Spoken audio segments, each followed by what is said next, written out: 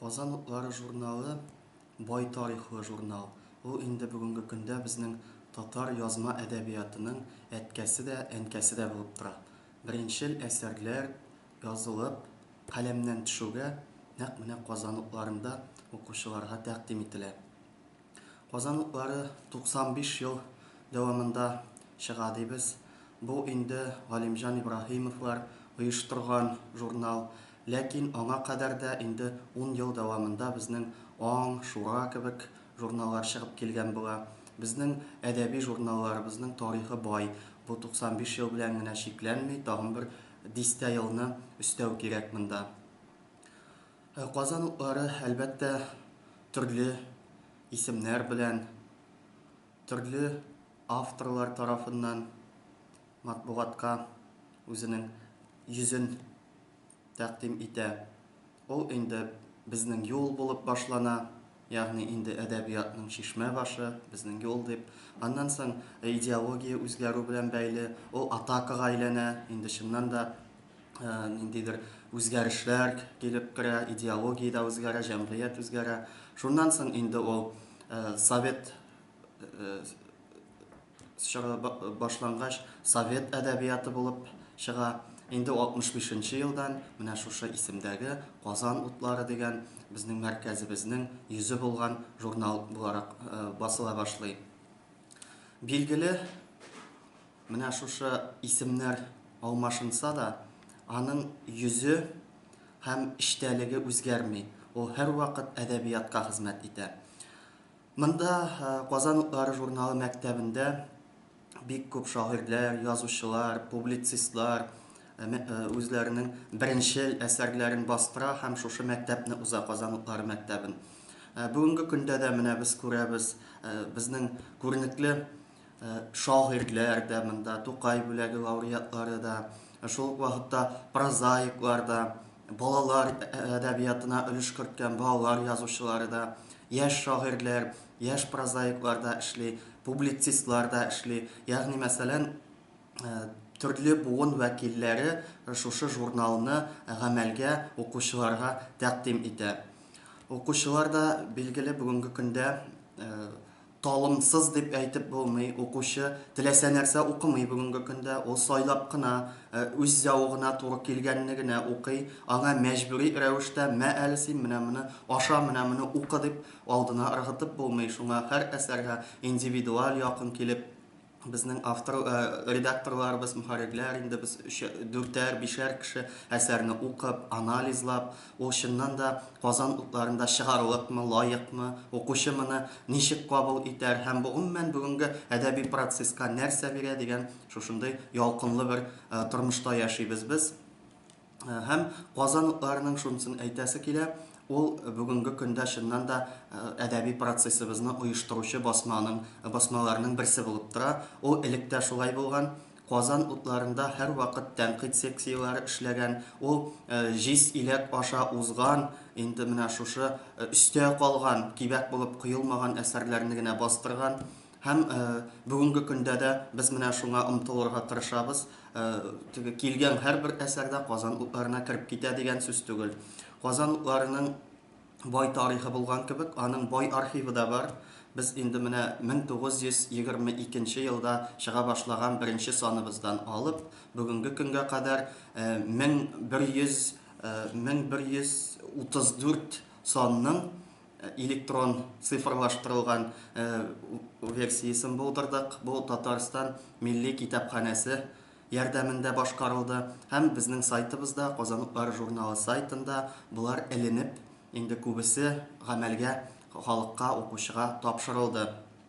Ягъни мәсәлән, гарәп графикасында, иске имлада, латин графикасында һәм инде кириллицага күчкәч Кириллда язылган журналларыбыз, басылган журналларыбызны укучы алып, файдалана ала. Безгә бик күп киләләр менә курс эше, диплом эше язганда, я булмаса диссертациялар язганда, шушы санны табып булмас микән 32 елында мәсәлән 25 елның саннары дип. Менә инде бу мөмкинлекне безгә дәүләтебез тарафыннан шушындай мөмкинлек булдырылды. Чыннан да укучылар өчен дә, аспирантлар, студентлар өчен дә, мәктәп укытучылары өчен дә бу бик уңай мөмкинлек дип уйлыйбыз без аны. Һәм үзебез өчен дә бу инде тарихын белгән, үзенең барлык саннарын саклаган бай басма дигән сүз. Бүгенге көндә без менә күбрәк сөйләргә яратабыз бит инде.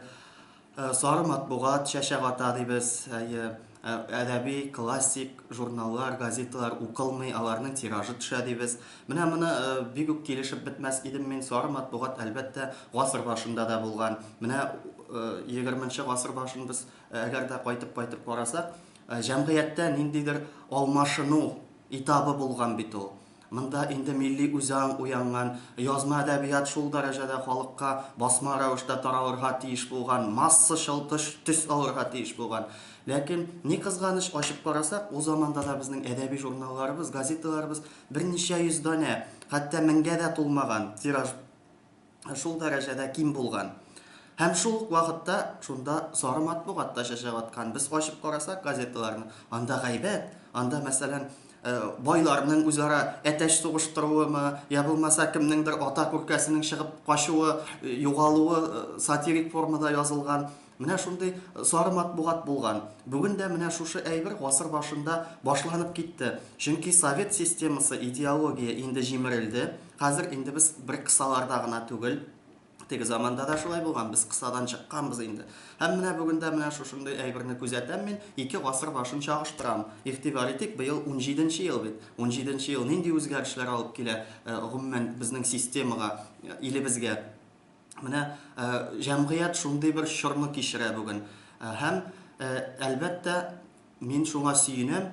Ул заманда да әдәби журналлар, мәсәлән, Шура булсын, Аң журналы гайбәткә игътибар итмәгән. Сары матбугат дигән менә шушы бер дәрәҗәгә төшмәгән. Һәм бүген дә менә безнең берничә әдәби басмабыз бар. Ул шушы әйбергә төшми, шушы түбәнлеккә, һәм үз йөзен саклап бара. Ягъни менә шушы классик матбугат гасыр дәвамында үз йөзен саклап калган. Газеталарда була билгеле. Анда инде бик оператив та кирәк, җәлеп итү дә кирәк, ул кычкырып торырга да тиеш. Журналлар алар уйлап кына, астан гына, сабыр гына үзенең сүзен әйтә. Чөнки ул бер ай дәвамында чыга, ул өлгереп басыла. Газет бит ул бүген булды, я булмаса менә 10 минут элек булды, ул инде басылып укучыга китәргә тиеш була. Менә бу оперативлык булмау журналларны шушы куркыныштан, афәттән саклый. Журналның кайсы гына санын ачып карасаң да, моннан 40 ел элек чыкканмы, 50 ел элек чыкканмы, ул актуаль. Аны укып була. Чөнки анда безнең классик әдипләребезнең, классик күренекле сәнгать әһелләренең, мәдәният өлкәсендә эшләгән тарихчыларыбызның, башкасының сүзе әйтелгән. Һәм ул сүз бик кыйммәт. Чөнки ул әдипләрнең инде күбесе, ул шәхесләрнең күбесе безнең арада юк бүгенге көндә. Менә әлбәттә инде әдәбият дибез без. Әдәбият булгач, ул безнең халкыбызның культурасы. Культура дигән сүзне мәдәният дип кенә тәрҗемә итеп, ничектер тарайталар. Ул алай түгел. Культура ул гомумән безнең рухыбыз, безнең дөньябыз, монда барсы да керә. Тарихы да, сәнгате дә, ничек утырып чәй эчүе дә, я булмаса аның йолалары да, бөтен фольклоры да менә шушында сыя. Ул безнең гомумән менә шушы бер менталь дөньябыз инде культура. Менә Казан утлары да шушының бер яшейкасы дибез инде, бер бөҗраусы булып тора. Һәм менә шушы сәхнә сәнгатен, аннан соң безнең гомумән халыкның күңел дөньясын, рухи аның таләп ителгән, җаны ни теләгәнен Казан утлары гасыр дәвамында яктырта килә. Монда инде без күрәбез, күренекле актерларыбыз белән, режиссерларыбыз белән әңгәмәләрдә чыга, җырчылар турында да безнең легендар шәхесләребез бит инде, алар халыкның күңел дөньясын баеткан, аларга саф үзләренең тавышлары белән җиткезгән композиторларыбыз да, сәнгать әсәрләре, мәсәлән, һәр санда диярлек безнең тышлыкта ниндидер картина басыла. Булар әлбәттә инде барсы да сәнгать. Театр инде ул билгеле, менә без инде 1906 елда театр барлыкка килгән дип сөйлибез бит инде. Бу алай гына түгел. Мин үзем мәсәлән диссертация язган вакытта шактый тирән төшеп өйрәндем. Ул сәхнә сәнгатенең барлыкка килүе. Бу безнең ат кәмитләребездә, аю биетүләребез, мәйдан тамашаларыбыз, булар инде барсы да театр булган. Халык менә шушыңа омтылып яшәгән. Аны 1906 елда указлап куйганнар, профессиональләштергәннәр. Ул моңа кадәр да театр булган. Ул бик күп гасырлар элек барлыкка килгән төрки дөньяның театры. Менә Казан утлары шуның белән бергә атлый, шушы әйберне һич шиксез үзендә яктыртырга, халыкка җиткерергә омтыла. Казан утларын Россиянең бик күп төбәкләрендә алалар әле шөкер. Казан утларын чит илләрдә алалар, Америкага да китә ул, Кытайга да китә. Япониягә, Финляндиягә китә, без буларны белеп торабыз. Чөнки милли китапханә безгә һәр вакыт кайда күпме журнал киткәнен әйтеп тора. Рәхмәт аларга, алар инде моны хәтта үз акчаларына бушка да җибәрәләр бугай, берәр генә дә булса да.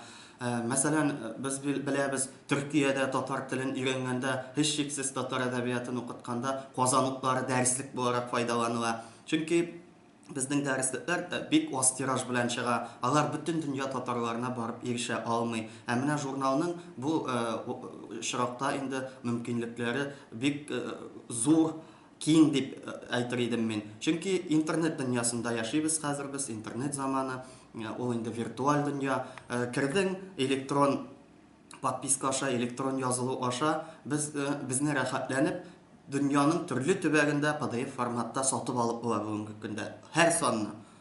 Һәм хәтта мондый очракта журнал почтадан әле каядыр атна, айлар үтә чит илгә барып җиткәнче. Ә монда безнең басмага төшеп китте, әле кәгазь варианты басылмаган очракта да ул инде PDF форматны ала үзендә. Ягъни без бүген әйткән сүзне ул инде шул ук минутта, мәсәлән, үзенә алып укый ала. Һәм үзе теләгәнне генә укый ала. Өлешләп. Менә Казан утларының бүгенге вазифасы дибез инде без, әлбәттә, укытучыларга мәктәпкә юнәлдерелә. Без күпмедер ел дәвамында халыктан читләшкәнбез икән. Без әдәбиятны күрсәтә алмаганбыз. Менә бүгенге көндә бик матур гына бер сүз, ул инде яңгырашы матур булмаса да, бук трейлер дигән әйбер бар. Ягъни китапны, язучыны һәм әсәрне рекламалау. Бук трейлер. Аны иң нишкә өлешләрен генә алып, халыкның зәвкына туры килә торган өлешләрен генә алып тәкъдим итү. Һәм ул фильм дәрәҗәсендә шул хәтле матур эшләнә, аны мәктәп укытучылары бик оста эшли инде. Дәресләрдә файдалана. Менә шушы әйберләр безнең булмаган, без читләшкәнбез, халык әдәбиятка сусаган, бер 3 ел, 4 ел элек әле без чыгып йөри башлагач, Казан утларын күтәреп, анда Мирас журналларын, Мәйдан журналларын күтәреп, халык мондый басмада бармыни бездә дип, бигрәк тә укытучыларга инде шулай дип күзләре маңгайга менә иде. Әйе, без балачакта укыдык, без яшьлек елларда укыдык, безнең әнием алдырадыр, әтием алдырадыр, бездә алар бик күп иде. Аннары без укымыйбыз, язылмыйбыз шул диләр, менә диләр иде. Инде хәзер без чыгабыз, сөенеп йөрибез, менә бер 3 ел, 4 ел без халык янында әдәбиятыбызны пропагандалыйбыз. Ул журналны гына түгел, әдәбиятны, халыкка матур сүз кирәк. Чөнки хәзер тост әйткәндә дә безнең телебез юк, без нәрсә әйтергә белмичә аптырап, әйе, исәнлек саулык дия утыра кеше. Шуның белән бетә, тойларда хәтта тост әйтергә дә телебез шул дәрәҗәдә ярлыланган, чөнки әдәби әсәр укымый. Менә бүген инде шушы процесс күпмедер җайга салынып килә матур гына. Без сөенеп йөрибез. Без көн саен кайдадыр очрашуда, көн саен кайсыдыр районда, халык янында, мәктәпләрдә, укучылар янында һәм укытучылар хәзер шул дәрәҗәдә эшли башлады. Яңа дәреслекләр чыгуда моңа сәбәп булгандыр инде. Мәгариф системабыздагы уңай якка үзгәрешләр дә сәбәп булгандыр. Безнең вакытлы матбугатта чыккан яңа әсәрләр һәм актуаль мәкаләләр буенча проект эшләре башкаралар укучылар белән. Без моңа бик сөенәбез. Әдәби әсәр чыккан, әле 2 айда үтмәгән, шуның буенча доклад эшләп килә укучылар. Бик матур һәм әсәрне үзе укыган, теле бар, сөйли белә. Татар гимназияларыбызда бу аеруча да үзен сиздерә инде. Без сөенеп йөрибез. Казанның берничә гимназиясе белән инде без тыгыз эшлибез. Аларның хикәяләре чыга. Ул укучылар безне таный, без аларны таныйбыз. Аларның хикәяләрен бастырабыз, аларга барып очрашулар, дәресләр үткәрәбез. Язучы дәрес бирә дигән әйбер менә хәзер бик актуальләшеп китте безнең. Язучы бара, үзе дәрес бирә, укый әсәрен, шул вакытта укытучы ярдәм итә, методик ягын карый. Менә әдәбиятны шушылай без яшь буынга әкренләп яңадан кайтарырга тиеш. Укытучылар моны аңлый, билгеле, аңлый. Һәм моны ата-аналарга аңлату мәсьәләсе килеп басты хәзер менә. Без инде бик күп ата-аналар җыелышына чыга башладык. Без яңа буын укучы тәрбияләргә һәм үстерергә тиеш. Шулай булмый икән, бу инде теге сөт бирмәгән сыер, йомырка салмаган тавык, мәкалә язмаган журналист кебек стенага бушка борчак ату кебек килеп чыга. Безне укучы кабул итәргә тиеш һәм әдәбиятны аңлап, менә журналистикада плюрализм дигән әйбер бар. Плюраль булырга тиеш, ягъни ике якта. Бер як укый, фикерен әйтә, икенче як шушы фикердән чыгып әсәр яза. Укучы нәрсә таләп итә. Бүгенге мәсәлән мәктәп укучыларына мин әйтәм инде, дәреслектәр эшләгән вакытта да әйтә килдем. Аңа кызык түгел инде теге Кулгалиләр чоры. Аңа кызык түгел Сәйф Сарайлар, аңа хәтта инде Каюм Насыйрилар, Галимҗан Ибраһимовлар, Гаяз Исхакыйлар да кызык түгел. Укучы әдәбиятта үзен күрергә тиеш. Образы. Мәсәлән, 14-15 яшьлек малай үзен әдәбиятта тапмый икән, ул укымый. Аңа кирәк түгел. Әле генә без менә Мөслимдә булып кайттык. 3нче көн генә безнең бүгенге көннең әйдәп баручы шагыйрәсе Илсия Ихсанова һәм прозаик Рөстәм Галиуллин булды безнең белән. Укучылар һәм укытучылар белән очраштык. Шунда Рөстәм үзенең дәреслеккә кергән 5 икеле дигән хикәясен тәкъдим итте. Нәкъ менә бүген укучы күргән һәм менә шушы икелене алган, ни өчен алган, аның сәбәпләре. Кичкенә генә хикәя, ул 2 биттә юк.